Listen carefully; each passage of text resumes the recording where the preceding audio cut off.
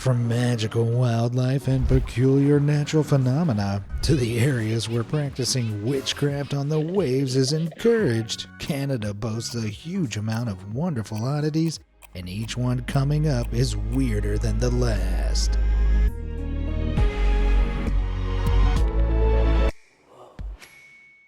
Picture this. You're strolling down a Canadian street minding your own business when suddenly, ouch, a stranger accidentally steps on your foot. Naturally, they apologize right away. But hold up. According to Canadian cultural etiquette, you're expected to apologize too. Canadians are famously polite, and nothing captures that better than their signature sorry. Apologies in Canada are almost constant and expected, even for the smallest and most insignificant infractions. Sorry. From voicing a minor complaint to requesting a small favor, even when it's someone's job to assist the apologizer. You're likely familiar with the famous Canadian sorry, but what you might not know is that in the land of maple, the word is used so frequently that the government had to take legal action. You see, in most places around the world, apologies are seen as an admission of guilt or liability, but in Canada, sorry isn't as simple as that. While studies show the average American apologizes just a few times a day, the typical Canadian is thought to say sorry over 9 times every day. Many Canadians describe their chronic sorriness as more of an acknowledgement that something happened, like bumping into someone. It's not about blame, but about showing respect and recognizing the other person exists. Ignoring it or not saying anything would seem rude, so whether you say sorry or you okay, in Canada, it counts as the same thing. So in 2006, the province of British Columbia introduced a piece of legislation known as the Apology Act. The act makes the distinction that in context of the law, an apology is simply a display of commiseration and not an admission of fault in an altercation. The act ensures that those frequent apologies aren't misinterpreted as admissions of liability in legal situations, allowing Canadians to uphold their cultural norm of apologizing without fear of their words being used against them in court. Today, almost all Canadian provinces have their own versions of the Act. While vaguely similar laws exist in countries like the US and Australia, it's clear that for Canadians, this legal protection is especially essential. But it's not just the people of Canada that are full of apologies. Their transport services are a sorry state of affairs too.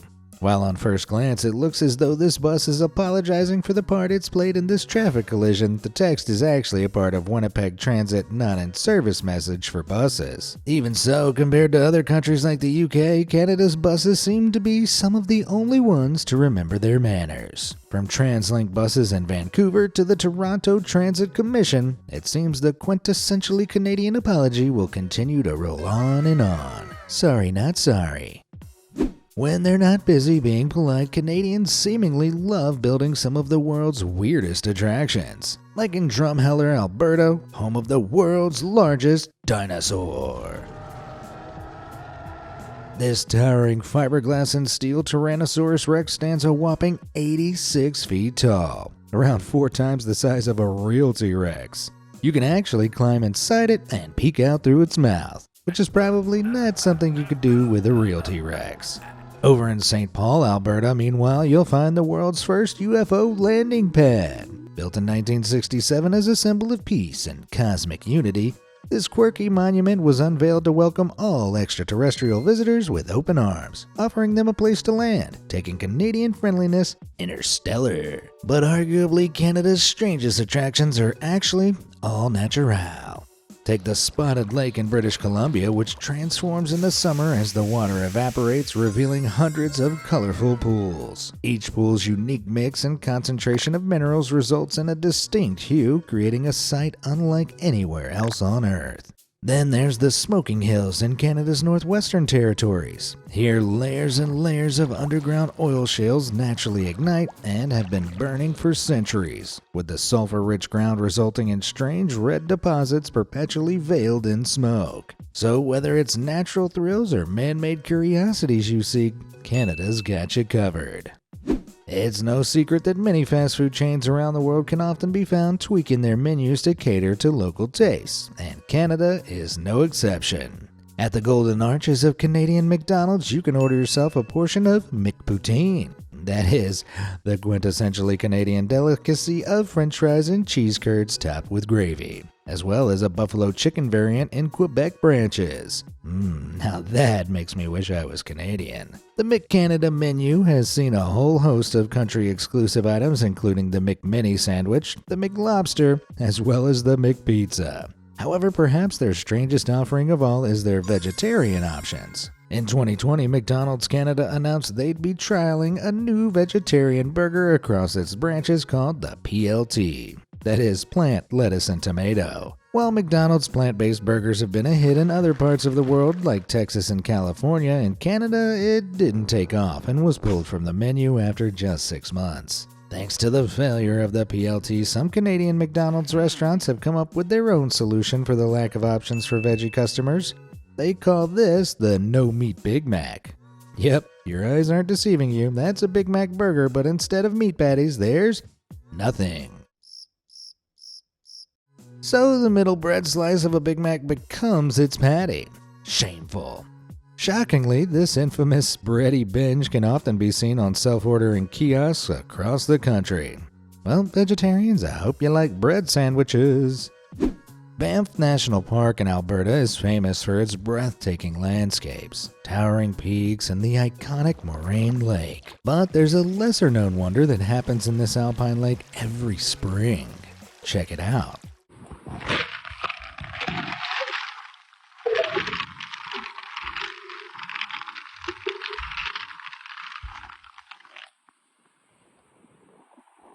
Candle ice is a fascinating phenomenon seen in Banff's alpine lakes as they thaw in spring. The formation begins when the lake freezes with a process called supercooling, which allows large ice crystals to form. Then, when the spring sun begins to warm the ice, it starts to break down as water becomes trapped between the ice crystals. As the ice melts at the borders of these crystals, the thick ice sheet breaks into individual column sticks, hence the name, candle ice.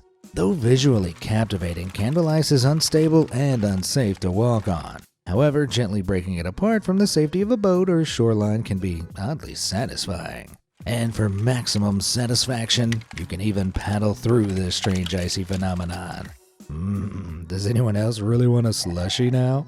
While the candle ice of Banff's winter wonderland is a natural spectacle, there's another icy marvel in Canada that perfectly blends Mother Nature's magic with human engineering. When Prince Edward Island joined the Canadian Confederation in 1873, Canada's government promised to connect it to the mainland. Initially, this was done through ice boats and later ferries that carried mail and passengers across the Northumberland Strait until 1997 when the Confederation Bridge opened. Stretched across 8 miles, it's not just Canada's longest bridge, but also the world's longest bridge over ice-covered water. But its most fascinating feature? The ability to withstand the strait's harsh winter freeze. The bridge's 62 pillars are ingeniously designed with conical bases to handle incoming ice flows. As the ice drifts towards the bridge, the conical shape forces the flows upwards, the pressure of which causes them to crack into an array of rectangular chunks. This process, known as ice deflection, prevents large ice masses from piling up and threatening the structure. Instead, the bridge's piers slice through the ice, allowing it to be safely swept away by the tides and currents. It's a brilliant solution that keeps the bridge and the connection to Prince Edward Island safe, no matter how frigid conditions get. I guess you could say that even Canada's bridges know how to stay cool under pressure. That ability, of course, extends to Canada's citizens, whose ability to deftly deal with ice is as classically Canadian as Tim Hortons, both of which, incidentally, are encapsulated in the amazing clip you're about to see.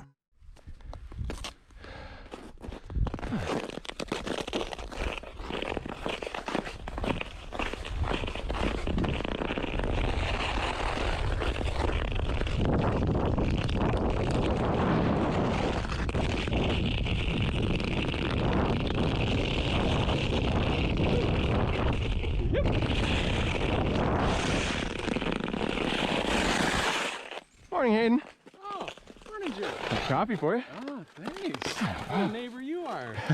Oh, we got the fireplace going. You want to come in? Yeah, I'll come in.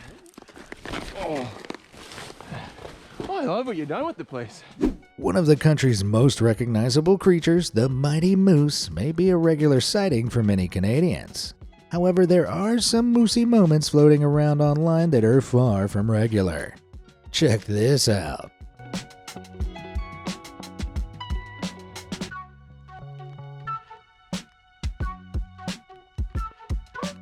Bet you haven't seen that before.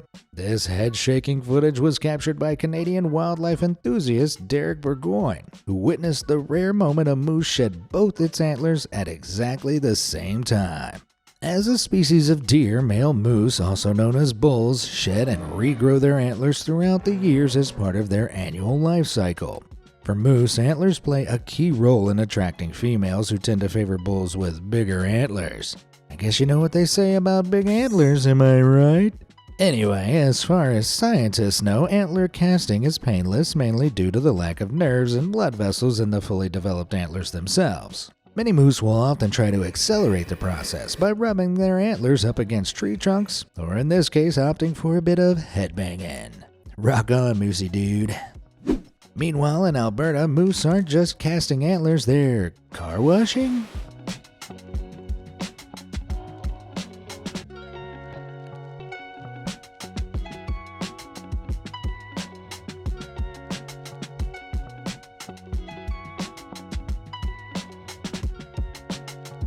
This mysterious clip was captured when Mommy and Baby Moose got to work licking this car on its way through Jasper National Park while Daddy Moose stood guard. While we all know that Canada is home to some of the friendliest people on planet Earth, it's hard to believe that these moose would really clean a stranger's car for seemingly no reason. Well, unsurprisingly, there's actually an explanation to this carnal craving. Moose apparently are totally obsessed with salt as they need it for essential bodily functions. Problem is, their natural diet of leaves, twigs, and bark is low in sodium, leading them to seek out other salt sources like mineral licks as a nutritious supplement. However, in winter, when roads are salted to prevent freezing, moose have discovered that they can easily access salt from the wheels, doors, and bumpers of cars. This has led to potentially dangerous situations as more moose began approaching vehicles, even in traffic, to lick the salty residue. The issue became so widespread that Canadian officials had to install signs in areas where moose are commonly found, instructing drivers not to let moose lick their cars and to drive away if a moose approaches you. Forget horsing around, all I can see here is some extreme moosing around. I'll see myself out. The humble maple leaf in its tree has been an iconic symbol of Canada since the 19th century, valued for its sweet sap.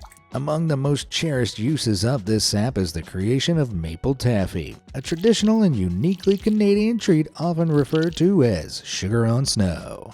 The origins of maple taffy trace back to indigenous peoples of North America who were the first to harvest sap from maple trees and transform it into syrup. French settlers later adopted this technique, turning it into a cultural tradition that endures to this day. In the past, maple taffy was a centerpiece of sugaring off parties, festive gatherings held in early spring when the sap began to flow. Making maple taffy was a highlight of these events, with the snow serving as a natural cooling agent to turn the syrup into taffy. First, the maple syrup is heated to reduce and thicken it, then it's poured over fresh snow where it quickly cools and thickens. Once hardened, it's then rolled onto a popsicle stick for a deliciously chewy experience, sweet by name and nature. If all that talk of maple syrup has your taste buds tingling, we're just getting started. In Canada, fans of soda, or pop as Canadian lingo dictates, can get their hands on bottles of Coca-Cola Quebec Maple that's been infused with syrup straight from La Belle Province. But it's not only maple-flavored Coke that's on offer. While it originated in Japan, you can even find clear Coke in Canada's largest Asian grocery store chain T&T. But you know what would make a truly Canadian Coke? Clear maple Coke. So if anyone from Coca-Cola's flavor department is watching, yes, please and thank you. If you're craving a more savory twist on maple sweetness, Canada has the perfect remedy for that too. While your favorite flavor potato chip is probably something like salt and vinegar or barbecue or sour cream and onion, some folks in Canada favor something a little more patriotically coded. In 2013, Lay's Canada released a new flavor called Maple Mousse after it came out as the winner of the chips brand's Do Us a Flavor contest. The flavor was created by Newfoundland native Tyler LaFrance, who won a $50,000 Canadian grand prize after Canadians voted for his idea. The flavor was inspired by the bizarre but undeniably Canadian combo of maple and moose meat, and the chips are described as possessing a smoky taste with a hint of sweetness. Maple Mousse chips were sadly discontinued in early 2014 due to a lack of sales. However, there are plenty of other uniquely Canadian chip flavors still available nationwide. One of the most popular chip choices across Canada is ketchup flavor, which are also sold in the US but are nowhere near as sought after. And for those having a hard time deciding which flavor they favor, there's also Ruffles All-Dressed Chips, which is a combination of ketchup, barbecue, sour cream and onion, and salt and vinegar all rolled into one crunchy bite. But which of these Canadian treats have you salivating? Have you tried any yourself? Let me know in the comments below. While maple syrup is a cornerstone of Canadian culture, it's also at the heart of one of the country's most notorious crimes.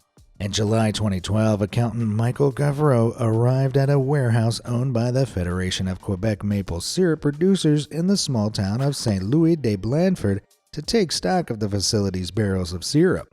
Expecting each barrel to weigh over 600 pounds apiece, Michael was shocked to discover that many weren't filled with syrup at all, but instead plain old water. It turned out that over a period of 10 months, the contents of over 9,500 barrels of maple syrup worth 18 million Canadian dollars had been stolen in a crime that became known as the Great Canadian Maple Syrup Heist. The subsequent investigation involved nearly 300 interviews and even forensic analysis of syrup kettles and forklifts recovered from the scene. It was later revealed that the thieves had rented warehouse space and, over the course of a year, discreetly siphoned syrup while security was absent. Though police were able to recover around 2/3 of the stolen syrup, it seemed the rest had already disappeared into the sticky underworld, being repackaged and sold on. Police ultimately arrested 26 people in relation to the heist. Their ringleader, Richard Valers, was found guilty of theft, fraud, and trafficking stolen goods by Quebec Superior Court and sentenced to 8 years in prison. He also received a thick, syrupy fine of 9.4 million Canadian dollars. In the end, this sticky-fingered escapade left a very bitter taste in the mouths of its perpetrators. The US has football, Europe has soccer, but in Canada, it's always ice hockey time. Heck, even the guinea pigs over there can't resist a spin on the ice. And as if watching pets and players alike scramble across the ice wasn't entertaining enough, it's even more entertaining when things go wrong. In October 2014, Mark Donnelly confidently sang "O Canada" during a hockey game at the South Okanagan Event Center in Penticton, British Columbia. But mid-performance, Mr. O Canada missed a key detail: the red carpet spread across the ice.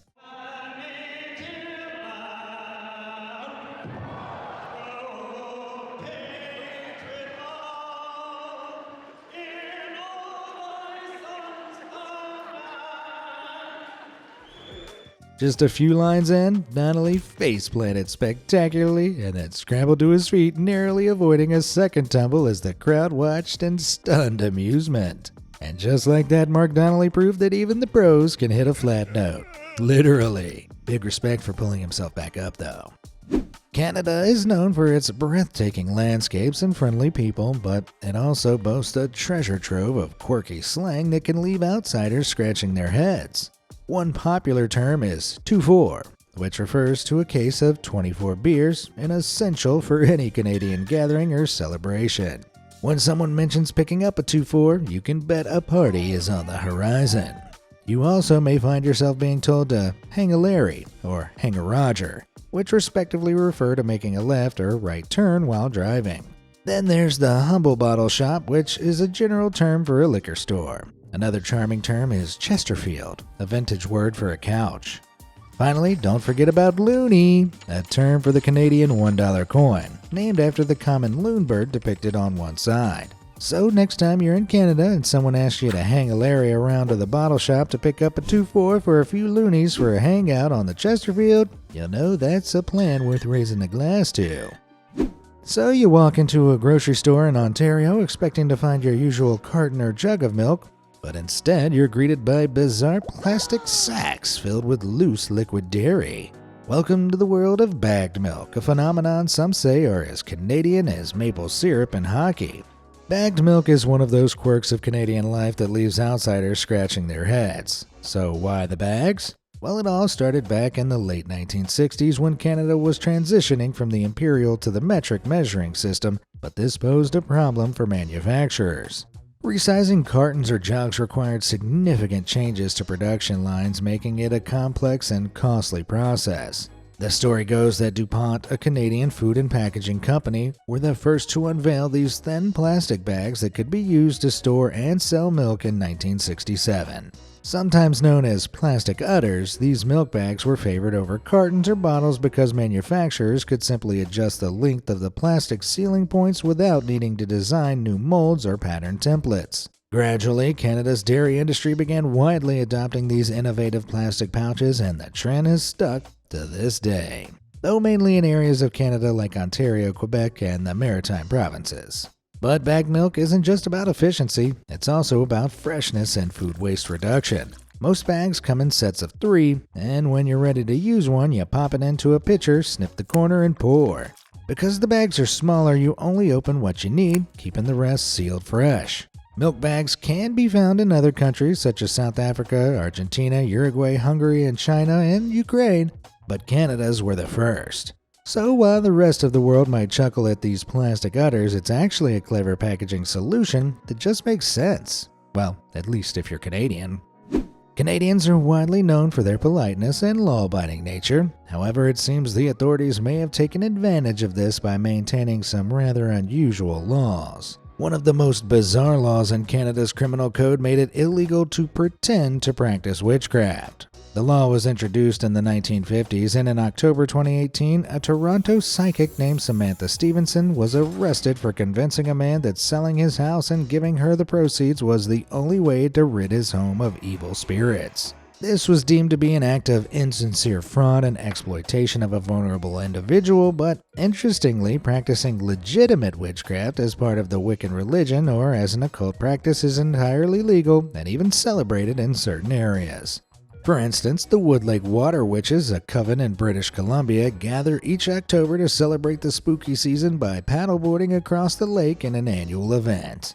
Despite a few cases against fraudulent witches, Canada's law prohibiting fake witchcraft became known as a zombie law. That is a law that, while still on the books, is considered outdated or redundant due to newer legal standards. In December 2018, the Canadian government repealed several of these zombie laws. Alongside the witchcraft law, other outdated provisions such as the prohibition of dueling and a ban on publishing comics depicting crime were also scrapped. So while witchcraft may be legal in Canada, bad laws certainly aren't immune to a good old-fashioned vanishing act. Abracanada! While many zombie laws in Canada are dead and buried, some bizarre bylaws still exist.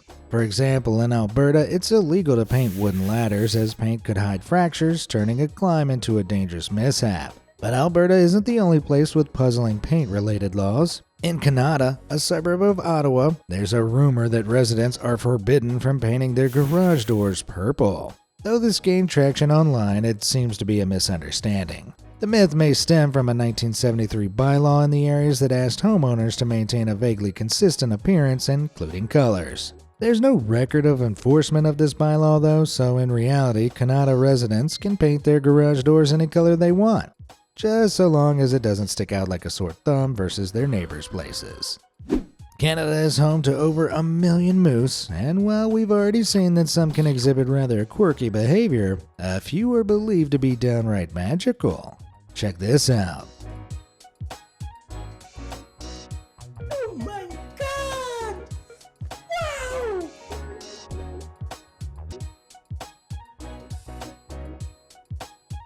This ethereal creature was spotted crossing a remote road in central Alberta. Sightings such as this are known as being a sign of good luck in Canada, particularly among Indigenous Cree culture. In Cree culture, animals are often viewed as messengers from the spiritual realm, and white moose like this one are known as spirit moose. But beyond their spiritual significance, what does science say about these rare, ghostly-looking moose? Many attribute the striking appearance to albinism, a condition where the body can't produce melanin, the pigment responsible for coloring skin, fur, and eyes. However, it's not that simple. Albinism typically results in a complete lack of pigmentation, including pink eyes. Yet close-up photos captured by the folks responsible for the clip we just saw show this moose's eyes with seemingly normal pigment. This has led some experts to suggest that the moose might actually have leucism, a genetic condition that causes partial loss of pigmentation, usually leaving the eyes unaffected. Whether luck, legend, or leucism, Canada's natural world certainly isn't afraid to stand out from the crowd. Vancouver is a city where nature and urban life collide in the most spectacular ways. But there's one spot in the skyline that takes that balance to a whole new level. Yep, I'm talking about the building with an entire tree on top. This is Eugenia Place, a 19-floor apartment complex boasting spades of natural beauty.